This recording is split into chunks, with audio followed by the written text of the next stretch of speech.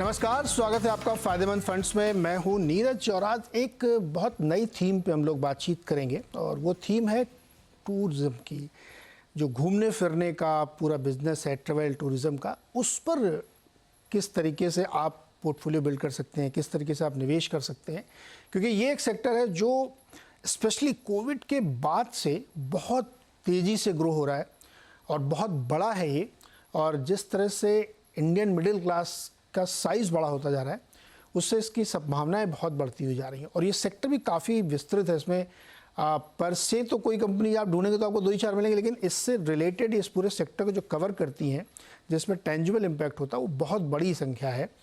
तो इसको कैसे प्ले किया जाए कि टूरिज़्म में आपको लेना, तो आप कैसे इसको करें। तो ये मदद की है टाटा ग्रुप ने। एक नया फंड लेके आए हैं, वो Tata Nifty India tourism index fund, और इस फंड के जरिए इस पूरी थीम को प्ले किया जा सकता है। कैसी है ये फंड, क्या इसके कॉन्टोर्स हैं, किस तरीके से इसमें निवेश बढ़ेगा आगे, और वैल्यू क्रिएशन का फार्मूला क्या, और सबसे बड़ी चीज़ इसका प्रीमाइस क्या है, इस सब पे डिटेल में बातचीत करेंगे। मेरे साथ टाटा एएमसी के आनंद वरदराजन जी हैं। आनंद जी, बहुत बहुत स्वागत है आपका CNBC आवाज़ फ़ायदेमंद फ़ंड में। तो चूँकि बिल्कुल नए तरीके की ये चीज़ है और एक बड़ी कॉम्प्रहेंसिव, बहुत फॉरवर्ड लुकिंग थीम है ये इंडिया के लिहाज से, तो हम लोग समझना चाहते हैं आपसे कि ये जो फंड है, ये किस तरीके का फंड है, क्या है, हमें बिल्कुल बेसिक से विस्तार से बताइए। देखिए, ये इंडिया का सबसे पहला टूरिज्म पैसिव टूरिज्म फंड है जो हमने लॉन्च किया पिछले महीने। इसमें आपने जैसे सटीक कहा कि जो टूरिज्म जो इंडेक्स है उसके अंदर काफ़ी सारी कंपनियां आती हैं। आप मिसाल के तौर पे अगर देखेंगे तो सबसे पहली बात ये है कि आपको अगर कहीं ट्रैवल करना है तो सबसे पहले आपको ऑनलाइन बुकिंग की आवश्यकता होती है। बहुत सारे बुकिंग ऑनलाइन बुकिंग कंपनीज जो हैं आज लिस्टेड स्पेस में है। फिर ट्रैवल टूरिज्म में लगेज मैन्युफैक्चरर्स आते हैं। उसके बाद एयरलाइन कंपनीज आती हैं या रेलवेज आती हैं। उसके बाद होटल इंडस्ट्रीज आती हैं, होटल कंपनीज, एंड एयरपोर्ट्स मैंने बताना मिस कर दिया था, तो एयरपोर्ट्स आती हैं। फिर यू विल फाइंड QSR जो कंपनीज हैं, क्विक सर्विस रेस्टोरेंट्स, खाने पीने की जहाँ पे रहती है। तो फिर यू विल फाइंड दैट ये टूरिज्म सेक्टर के अंदर ये सारी कंपनियां बेनिफिट होती हैं, क्योंकि ये सारे वो वैल्यू चेन के दायरे में आते हैं और पूरे इंडस्ट्री को उसका लाभ मिलता है। तो हमारा इंडेक्स में जो है आप देखेंगे कि ये सारे टाइप के कंपनीज का रिप्रेजेंटेशन आपको मिलेगा।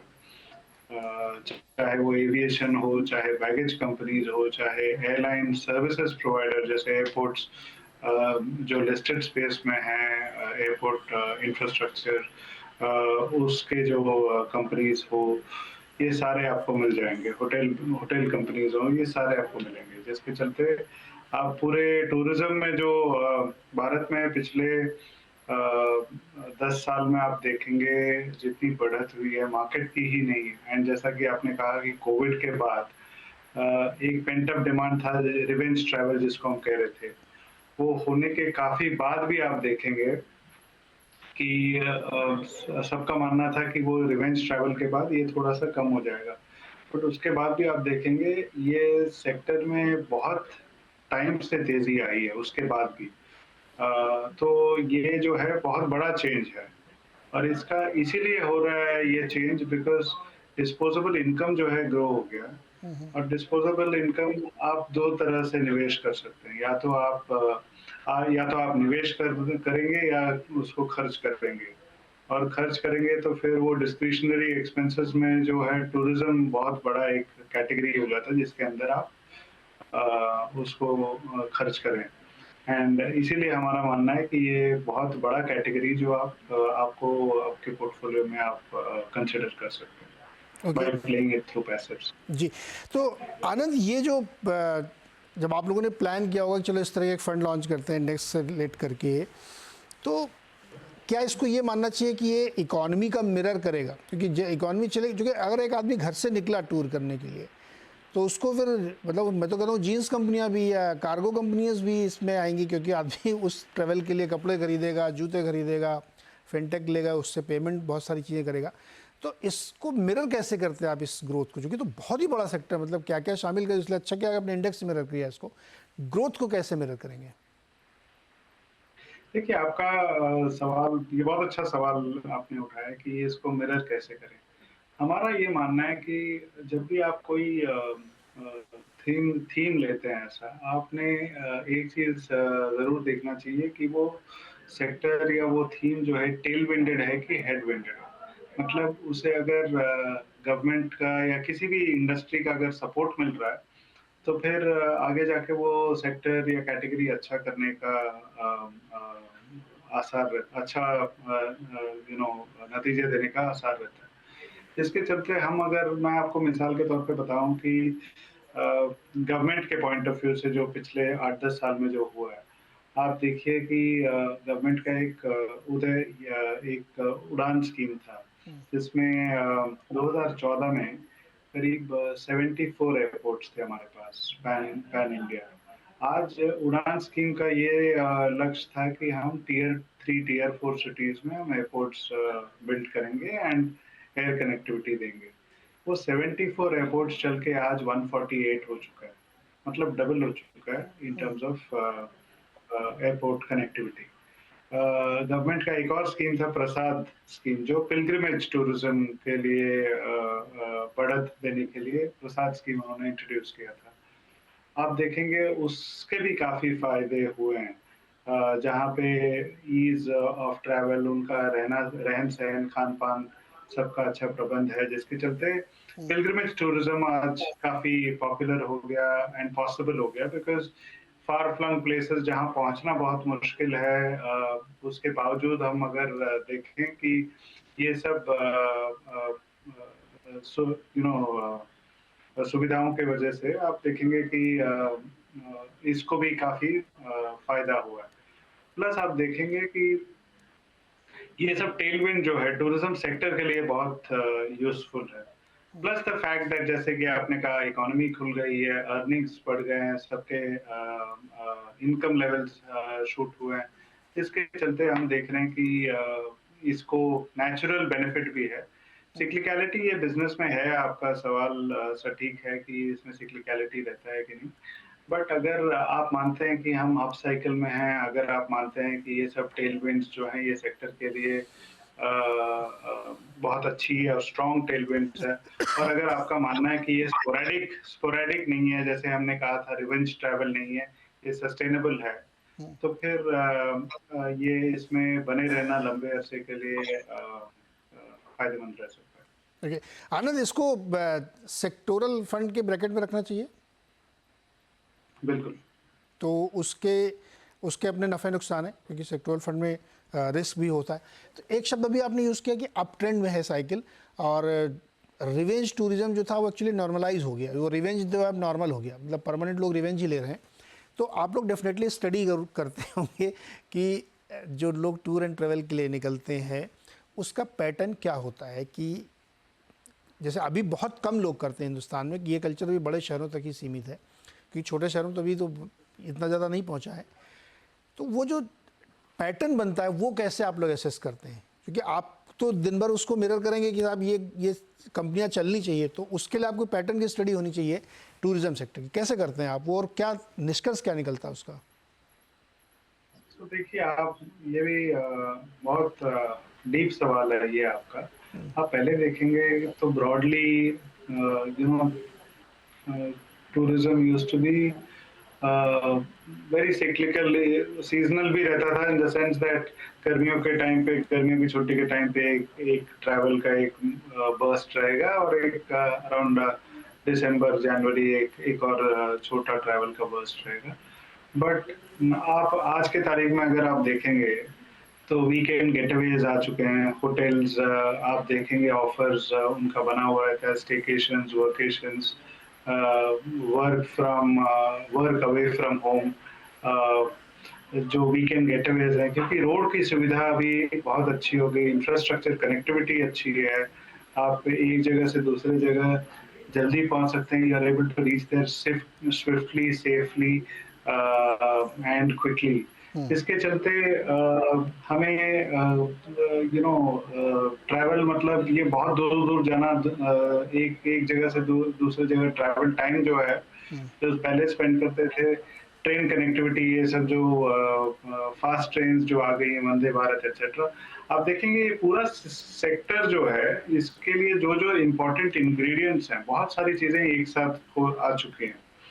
लोलापलूज़ा इफ़ेक्ट जिसे हम कहते हैं कि बहुत सारी चीज़ें एक साथ जब आ जाती हैं तो it becomes greater than sum of parts.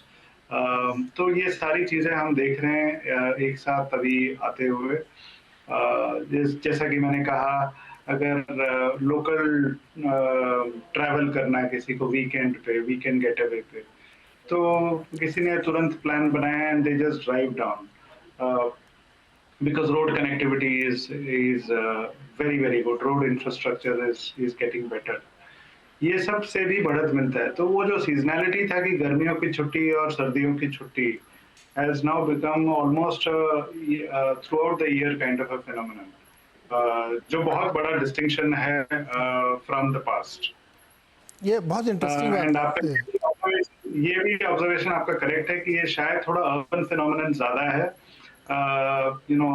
But rural में शायद इतना स्ट्रॉन्ग प्ले नहीं रहेगा।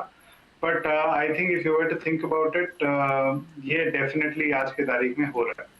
नहीं आनंद जी, बिल्कुल ये बात आपकी इंटरेस्टिंग है और ये बहुत तेज़ी से बढ़ रहा है। तो मुझे लगता है इसमें दो चीज़ें मुझे आप और समझाइएगा। मुझे एक लगता है कि जो कोविड के बाद हम लोगों के कामकाज की स्टाइल चेंज हुई ना, कि आपने से कहा खाली गर्मी की छुट्टी में या विंटर वेकेशन में घूमने है, वो बदल गया।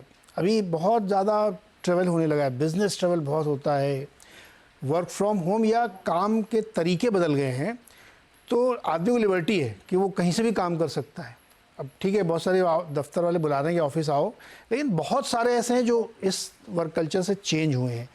तो वो भी एक बड़ा इनेबलर है इस सेक्टर, इस सेगमेंट के लिए। तो जैसे आपने कहा कि टूरिज्म है, रिलीजियस टूरिज्म बहुत बढ़ गया है ना, बहुत सारे मंदिर बन गए, बहुत सारे टूरिज्म आ गया, मेडिकल टूरिज्म आ मेडिकल गया, टूरिज्म हो गया। लीजर बिजनेस ट्रैवल आ गया। तो सारे जो डिफरेंट ट्रैवल में ही आपके काफी टाइप के ट्रैवल्स हैं, और ये सारे ट्रैवल के मोड्स नीड्स खुल गए हैं। किसी को मेडिकल टूरिज्म चाहिए, किसी को पिलग्रिमेज टूरिज्म, किसी को बिजनेस ट्रैवल काफी बढ़ गया है। यू आर सीइंग एयरपोर्ट्स खचाखच भरे रहते हैं मोस्ट ऑफ द टाइम, बहुत बिजी रहते हैं एयरपोर्ट्स। एंड लीजर ट्रैवल जिसके लिए मैंने आपको सिक्लिकलिटी की बात करी थी, वो भी काफी बढ़ गया। ओके आनंद, थोड़ा इंडेक्स के बारे में बताइए। क्या ये इंडेक्स इस पूरी थीम को, जो कि बहुत बड़ी थीम है, कैप्चर कर रहा हो? कितने उसमें है और किस किस सेक्टर से रिप्रेजेंटेशन है उसमें?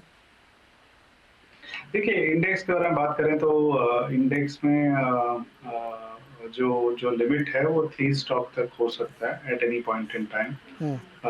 कोई भी सिंगल स्टॉक में 20% का जो सीमा रहता है, 20% के ऊपर जा नहीं सकता है कोई सिंगल स्टॉक। आज की तारीख में हम जब इंडेक्स शुरू कर रहे हैं तो उसमें करीब 17 स्टॉक्स रहेंगे।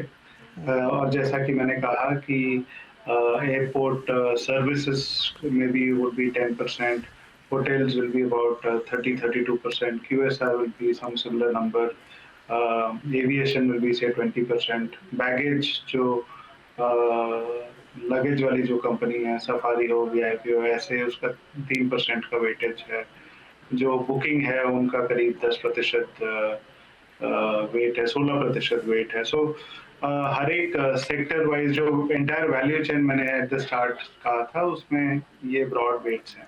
और ये इंडेक्स अभी शुरू हो रहा है 17 स्टॉक से, बट हमारा मानना है कि ये सेक्टर अभी ग्रो हो रहा है। इसमें बहुत सारे कंपनीज पब्लिक होंगे across the entire value chain, और ये आगे जाके और भी ज्यादा वाइब्रेंट हो जाएगा। और अगर एक मुद्दे की बात मैं आपको बताऊं कि 2-3 इम्पोर्टेंट डेटा पॉइंट है। सर्विसेज में आप देखेंगे, आईटी सर्विसेज जो है सबसे बड़ा सेक्टर माना जाता है। पिछले साल करीब $187 बिलियन का कंट्रीब्यूशन था जीडीपी में।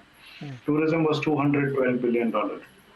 और आईटी सर्विसेज आप देखेंगे कितने स्टॉक्स निफ्टी में शामिल हैं, whereas टूरिज्म आप देखेंगे कि एक भी स्टॉक अभी तक निफ्टी 50 तक पहुंचा नहीं है।